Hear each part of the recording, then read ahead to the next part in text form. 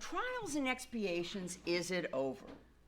To answer this question, we must understand the nature of what trials are and what expiations are, and what is their connection to us as spirits. As spirits, we evolve from simple to ignorant. When we are created, okay. Sorry, guys. Okay. When we are created to become one of the following classifications according to the Spirit's book. Now, I have no idea what this first slide is because we've had so many technical difficulties. Let me see. Okay, got it. Perfect. Pure spirits enjoy the highest rank, having reached the degree of perfection, or relative perfection. Good spirits are comprised of those who have achieved the degree of purification in which aspiration and perfection have become their ruling desires. Imperfect spirits are comprised of those who are characterized by ignorance, the love of evil, and all the low passions that retard their progress upwards. So doing no good even denotes inferiority. So we're going to start looking at the inferior spirits first, if I can do this correctly. Okay. Okay. The 10th class, this is in the third order. There are 3 orders, and we're going from bottom to top. Impure spirits are inclined to evil, and it is the object of all their thoughts and attitudes. The 9th class, frivolous spirits are ignorant, mischievous, unreasonable, and addicted to mockery. The 8th class are these spirits who pretend to know more science than they actually possess, and their statements are mixtures of truth and absurdity, to which pride, jealousy, and obstinacy are abundantly perceptible. Do we know anybody like that somewhere? I don't know. Okay, the 7th class, neutral spirits, are sufficiently advanced enough to do good. They're not sufficiently enough to do good or evil, but they are ordinary in morality and intelligence. The 6th class is noisy and boisterous spirits that may belong to all classes in the third order, and they often manifest themselves by producing perceptible phenomenon like raps, agitation in the air, moving objects, as I smash the microphone, etc. And if you recall, the Fox sisters, that was back in the 1800s, were the most well-known in America for thinking they were communicating because they were rapping back and forth. Not this kind of rap, but, this kind of rap. Okay, let's see. The second order. Oh, we already passed it. Oh, somehow I went screwed up. Okay. The second order. The 5th class are benevolent spirits whose dominant quality is kindness. They take pleasure in rendering service to men and protecting them, but they have progressed in morality, but not so much in intelligence. I think I'm in that class. Okay, 4th class. Learned spirits are distinguished by the extent of their knowledge, less interested in the questions than in the scientific investigation. And they are entirely free from base passions common to spirits of the lower degrees of advancement. The 3rd class, with wise spirits, the most elevated moral qualities form their distinctive characteristics. They don't have unlimited knowledge, but they've reached the intellectual capacity to judge correctly men and situations. The 2nd class have a high degree of scientific knowledge, wisdom, and goodness. They can impart to us just and true ideas in relation to the corporeal world. And in exceptional cases, they incarnate themselves for a mission of progress to show us the highest type of perfection to which we can aspire to in the present world. So Mother Teresa is probably an example of the 2nd class. The 1st order, only pure spirits who show a superiority both intellectually and morally, so absolute as to be deemed perfect. They are free of impurities, of materialism. They no longer need to undergo trials and expiations or reincarnation. They enter the life of eternity in the immediate presence of God. and they execute his orders in the maintenance of universal harmony. So who do we think of in that group? Jesus, right. I heard somebody say that, actually. Correct. I wish I had a star I'd throw for you. Okay. To understand the connection to us spirits, we must first be clear about two principles in trials and expiations, which are reincarnation and free will. Let's see where I am here. I have no idea. Okay. Come on. There we go. Reincarnation. Jesus said, we must be born again. This is the gift that God gives us to enable us to become enlightened and to repair that which we have done wrong in previous incarnations. Because one incarnation is simply not enough time to do so. And when we eventually are pure, we will be in the kingdom of God. And he proves his love by giving us the opportunity to always get better, better, and better, and we never go backwards. So that's a gift. Okay, hold everything. We're getting there. Free will. It says to enable us with the ability to choose our actions, which will have corresponding consequences to those actions. Often we don't know, or we allow our greed, pride, etc. to get in the way, so that we must repair the damage, whether it's in this lifetime or another. So God gives us this opportunity to right the wrong, which is a wonderful thing. Let's go on to trials, which I think is... May I trouble you for the water that I brought and promptly left? It's right here. It's right here. Yeah, right there. Okay. Trials, thank you. Trials have to do with tomorrow. These are the seeds we sow for a better future. They are what we need for our moral and intellectual progress. We have a hand in choosing these. This we have a hand in choosing. But the results will still depend on the choices and the effort we make when faced with the challenge. That is why we have that free will, and that affects us. These trials are not a punishment, but rather an opportunity to learn how to progress in areas that are essential to our moral and intellectual growth. We don't learn from doing things right, do we? We only learn from doing them wrong, and then we go, uh-oh, that wasn't right. And so we learn how to do it better. We never lose any knowledge we attain, and God and the spirits are always with us. Let's talk about expiations. Okay. As humanity progresses, so does Earth. So we're not just growing and progressing, but so is the environment in which we live.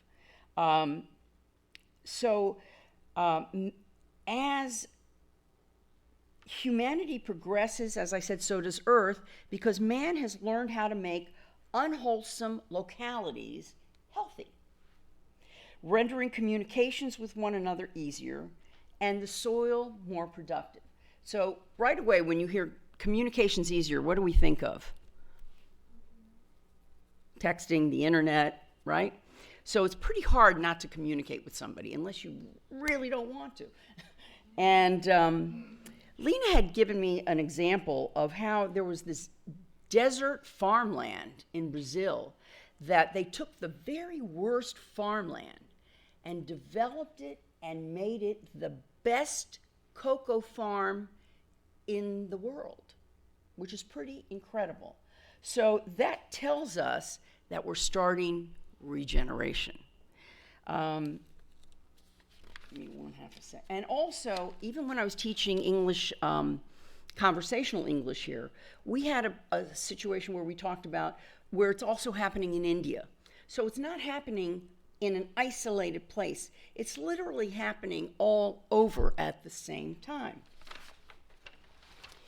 In addition, we can liken trials and expiations to humanity in its youth, while regeneration is humanity becoming an adult. I love that. I love that. Okay, let's see. Okay. Not only must we develop our intelligence, we must elevate our morals to the exclusion of selfishness and pride. So we must progress in order for trials and expiations to evolve into regeneration.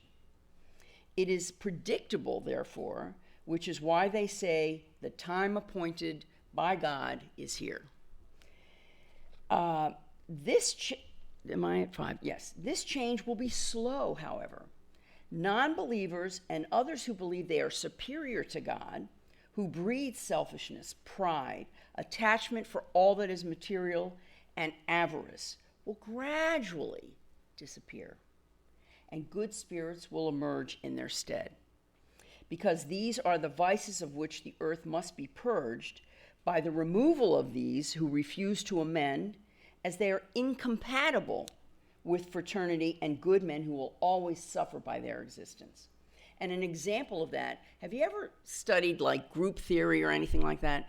It's proven that in a group, you actually drop to the lowest denomination.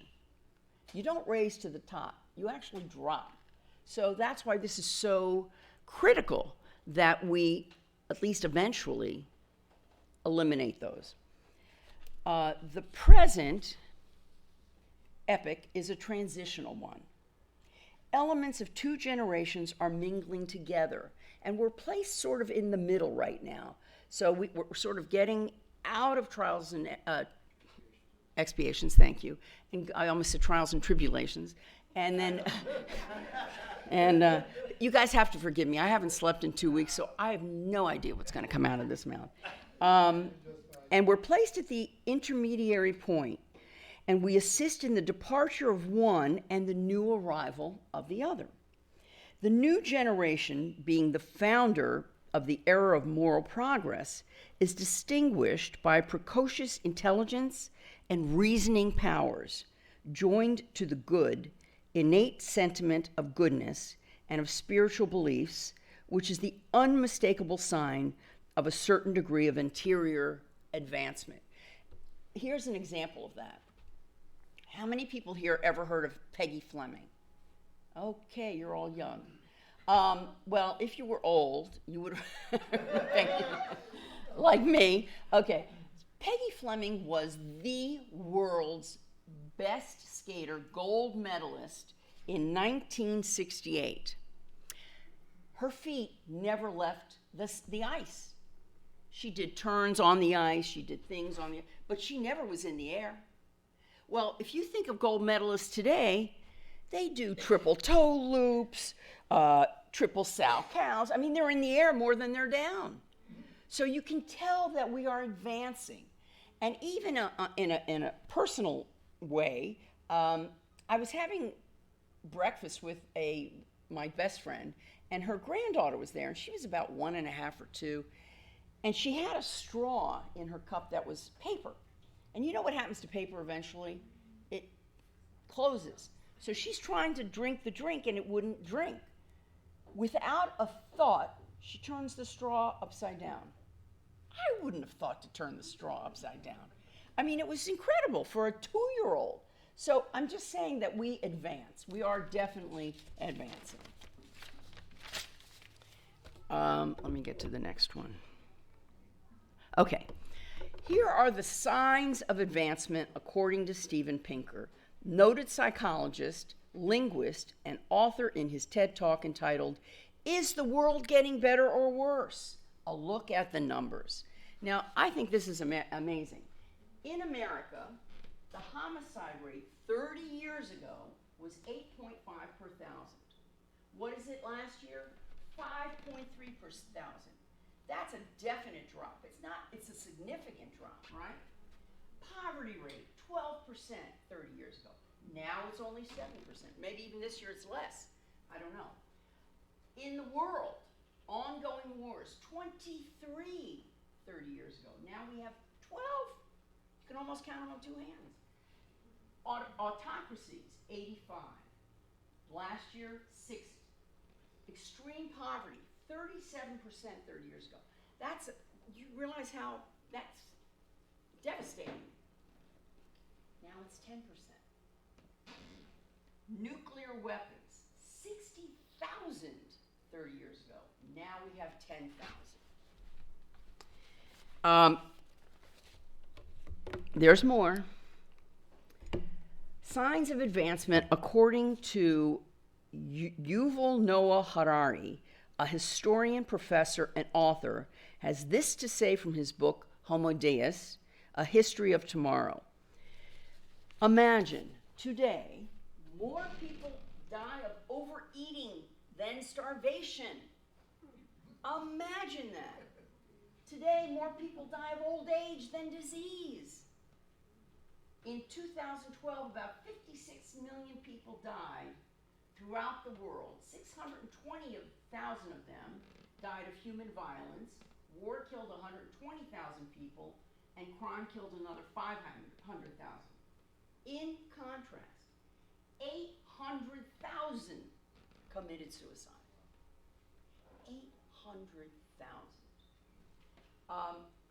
Today, 1.5 million people die of diabetes. Sugar is now more dangerous than gunpowder.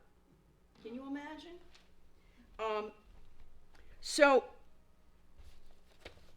another sign of just give me 2 seconds here, guys. I just want to see something.